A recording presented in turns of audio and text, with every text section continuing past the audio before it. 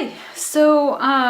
I thought that it would be good to do some product reviews with curriculum that I have used that has stood the test of time for me, and also that I liked so much that I actually brought it with me to France. Because we moved to France 2 years ago and we cleaned everything out, and we brought what we thought we might need for the next year for homeschooling, even though we thought there was a possibility that the kids would go to public school, which they did, because there was no way they were going to learn French otherwise. I mean, when we got here, it was just like, whoa, French is a lot harder than I thought that it would be. So anyway, without further ado, just so that you know, this is the quietest room in the house right now. It is my kids' bedroom. And they all have these mezzanine beds with desks underneath, and that's worked out pretty well. But this was the best place with light. It's raining outside, so I couldn't do it outside. So anyway, in case you're wondering, that's the setup. There's another bed right here that you can't see, and it doesn't have a bedspread on it. Okay, so it's probably good that you don't see it. Okay, so what I'm going to review today is elementary Greek. Okay, you can see this is the first level. It's green. It's totally been used. There's the workbook that goes with it. So this is a really, really great program. It was written by a homeschool mom. And it is, I start my kids on elementary Greek, well, before we moved to France. We haven't done any Greek, obviously, because we've been working on French. But I do want to get back to this. So let's talk about why study Greek. Okay, well, let's go back to the question, why study Latin? Because the reason that we study Greek is that it's a great precursor to Latin. The reason we study Latin is because my husband studied Latin when he was in high school. He had a great Latin class, and he is a computer programmer, and he's very intellectual. He loves to read and stuff, and he feels like Latin, more than anything else, really helped clarify his thinking. Because the thing with Latin, which I'll get into Greek. Greek has some things that are similar to it as well. But the thing with Latin is that you have to be very clear and understand what it is that you're saying. In English, we can be quite ambiguous about who's talking. And my husband makes fun of me a lot because I'll say, the trash needs to be taken out, and there's really no subject. Like, who needs to take out the trash? I'm not demanding that anybody take the trash. I'm mostly just making a statement, like, maybe I need to take out the trash, maybe he needs to take out the trash. And maybe you can do that in Latin, but you definitely can do that in English. In Latin, you may not, you probably, most languages, I think there's probably a way to do that, but it's a lot harder to do that in Latin. And the reason is that with Latin, just like with a lot of the Romance languages, you have to conjugate the verbs according to who's speaking. So in Spanish, you'll say, yo tengo, tú tienes, I have, you have. But the verb changes. In English, it stays the same. I have, you have. It changes for he has, she has, it has, but then it's we have, you have, they have. And in a lot of other languages, it will change, the have will change, the ending of it will change according to who's talking. So in Spanish, it's yo tengo, o goes with yo is I, tú tienes, es goes with tú, él tiene, goes with él, he, nosotros tenemos, os, mos, and then ustedes tienen, and ellos tienen. And then if you speak Spanish, then you also have the vosotros with the tenéis ending. So I just bring that up because a lot of people are familiar with Spanish. And so Greek has that and Latin has that. So okay, ran out of space there. So, I'm back. So, anyway, so I bring that up that some of the languages that we're familiar with, like Spanish and French and Italian, the Romance languages, they change according to who's speaking. The verb will change to match the subject. Okay, so Latin has that and Greek has that. And then in addition to that, they also have what are called declensions. I think they have declensions in German, but we definitely don't have declensions in English. And what the declension is that the word order is not as important. So in English, the subject usually comes first. I throw the ball. I is the subject, throw is the verb, ball is the direct object, okay? In Greek and Latin, and possibly German, but I don't know German, I haven't studied it, so I don't know for sure.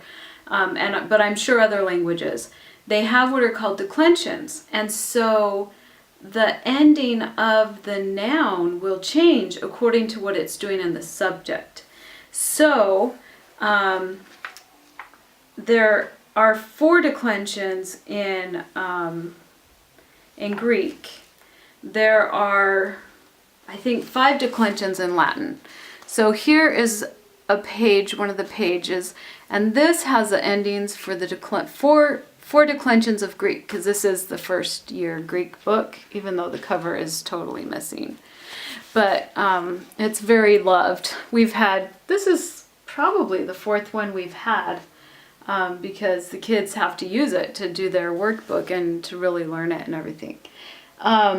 So it's very loved. So anyway, there's nominative, and that is the ending that the nouns will have when they are the subject. Genitive is the ending that the nouns will have when they are a possessive, like his ball or the boy's ball.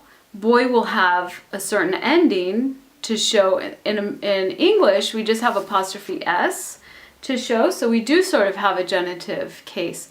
But in Greek, they have the ending that just goes with the noun. So the nouns, just like the verbs in Spanish, tener probably wasn't a good example because it's an irregular verb.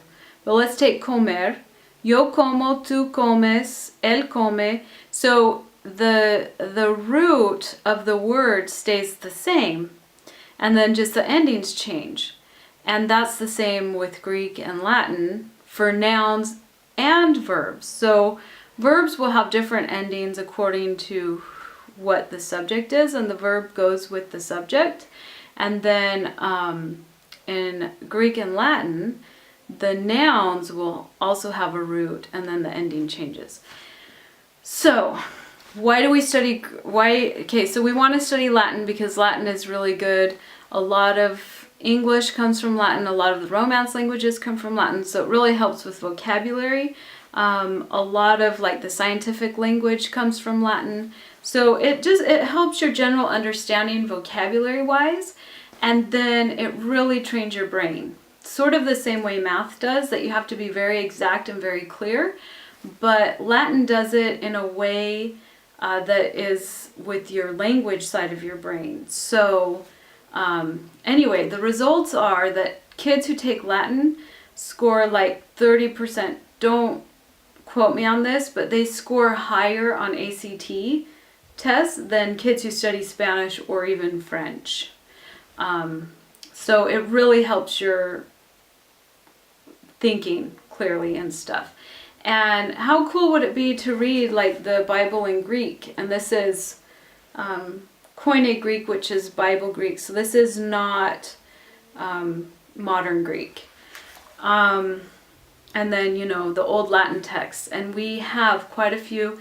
We didn't bring them with us because it costs a lot for shipping and we weren't sure how long we were going to be here.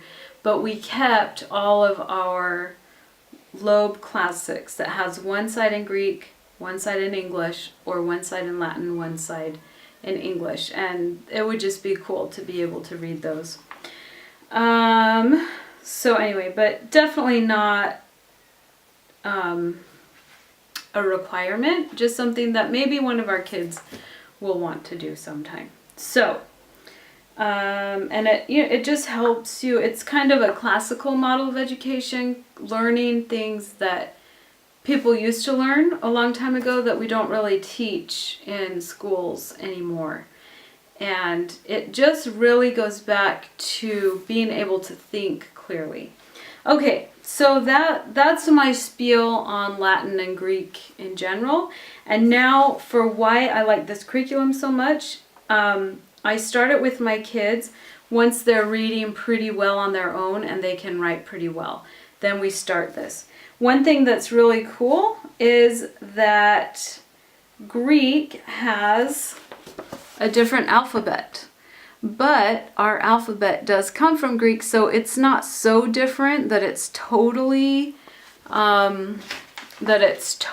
what's the word, unfamiliar. But it's cool because it can show the kids that you don't just have to have a Latin alphabet.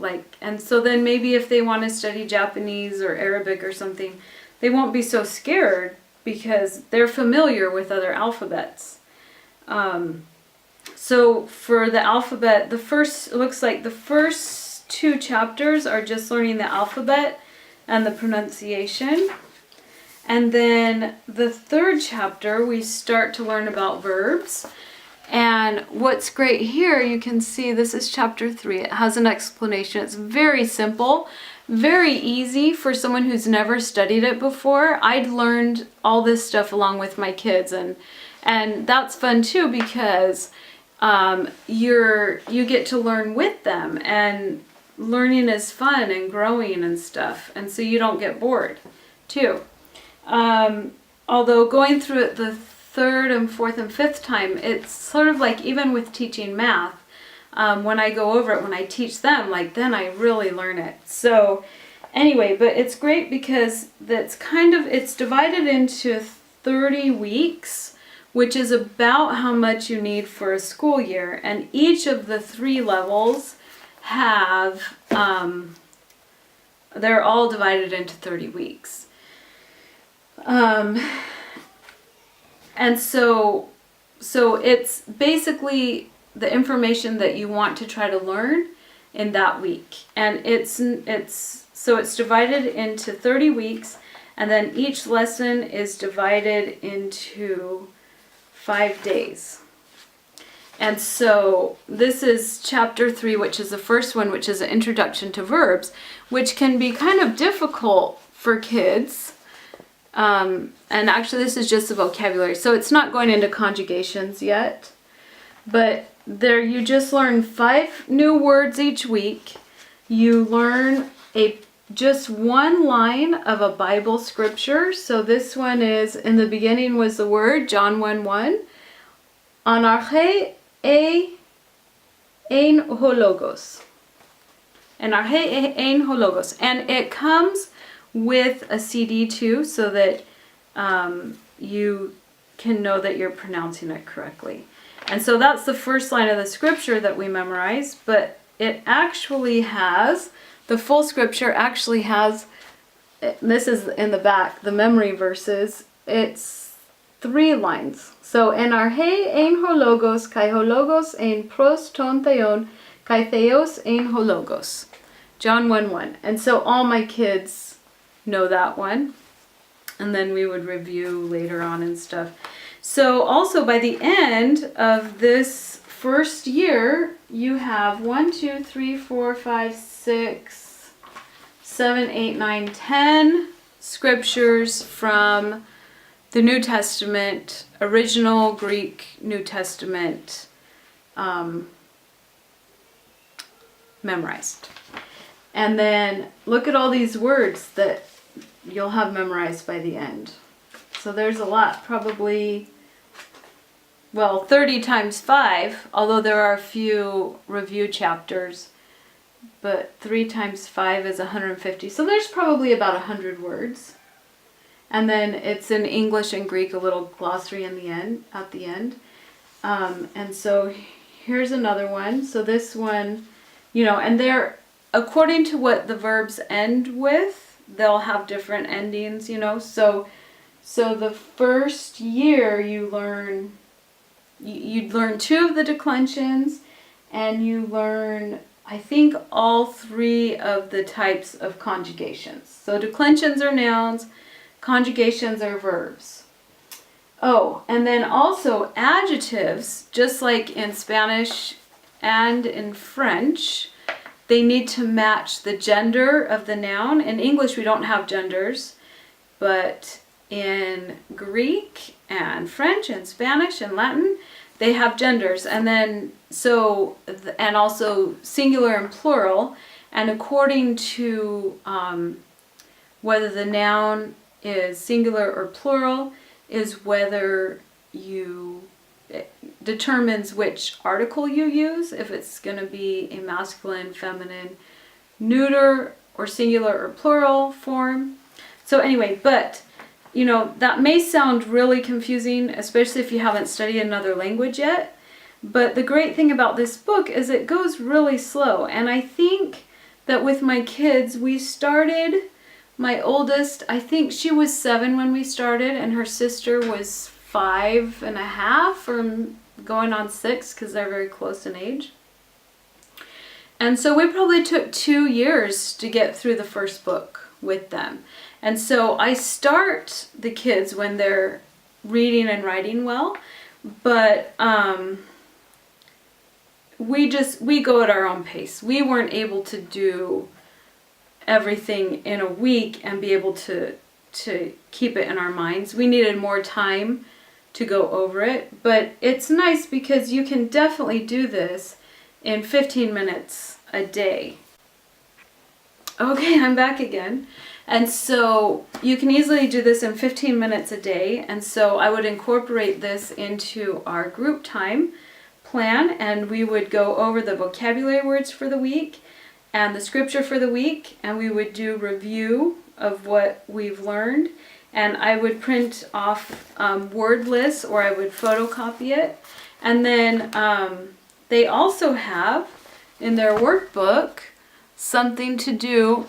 I think this kid, somebody was mad, they didn't want to do their work that day. But they practice writing, they copy the scripture. It's all in Greek, and then they copy the vocabulary words. That's usually, you know, Monday. And then Tuesday they'll have like a conjugation and then some questions. And this is all stuff that is in the chapter that we read together. And then there's more practice. And then there's translations. And they have to write, if this is the subject, the linking verb, the predicate nominative. So, guess what they're learning in addition to Greek? Yes, you thought of it. That's right.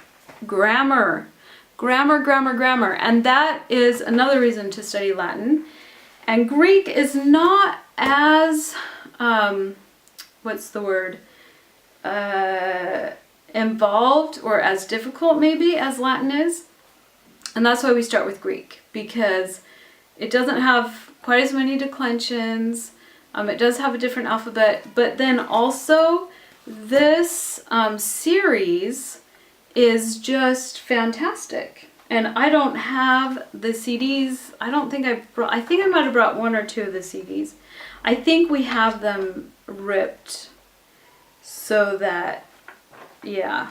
Oh yeah, this is actually my 11-year-old's. And he's finished lesson 24, but not 25 yet. And so that was 2 years ago. We've just been doing French this year.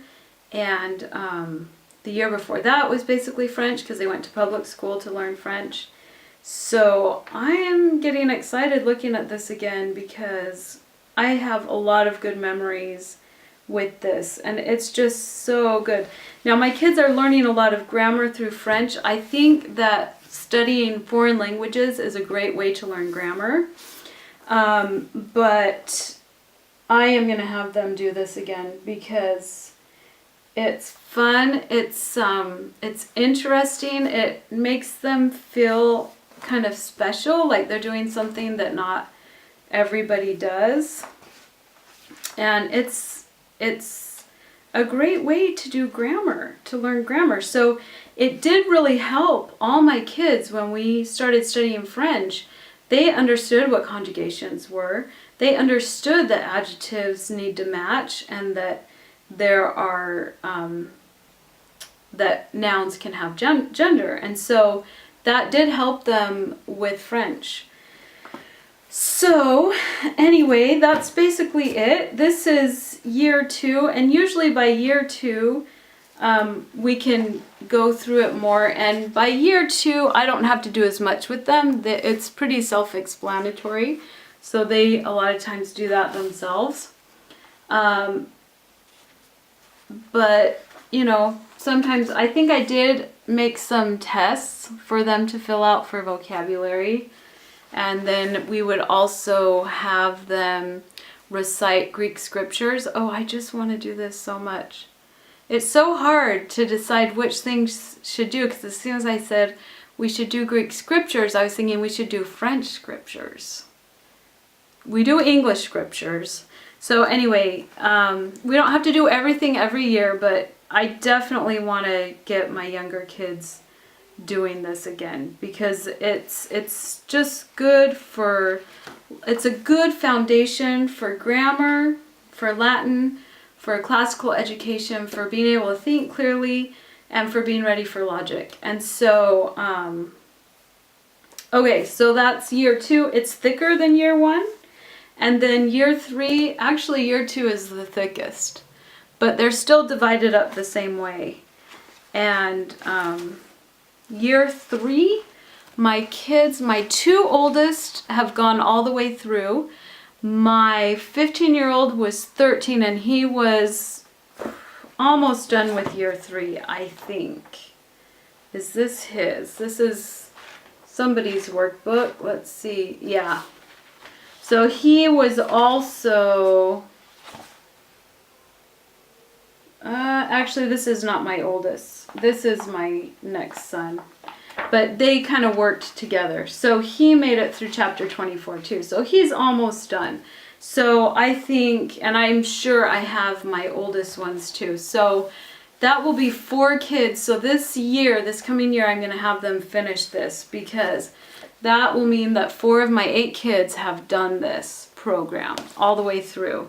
And it's just really good for grammar, for learning, as a foundation for learning other languages, and for being able to read the Bible in its original Greek.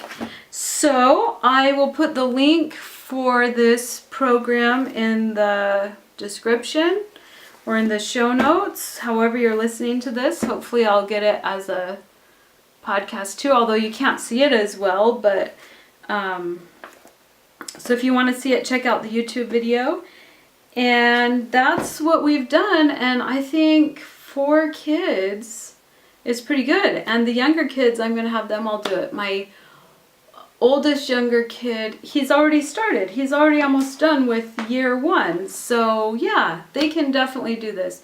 And I think we're pretty much covered with French. I mean, we've made leaps and strides this year, and they're all speaking.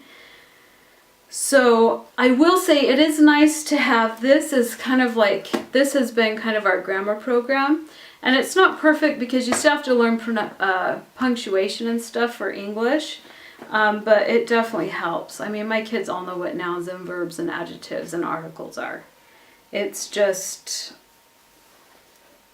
they think it's common knowledge, and they'll be surprised that it's not. But anyway, thank you so much. If you have any questions, like I say, I'll have the link in the show notes. And thank you, Christine Gatchell, who wrote this, because she did a great job, and it's perfect for homeschoolers. You can do it at your own pace.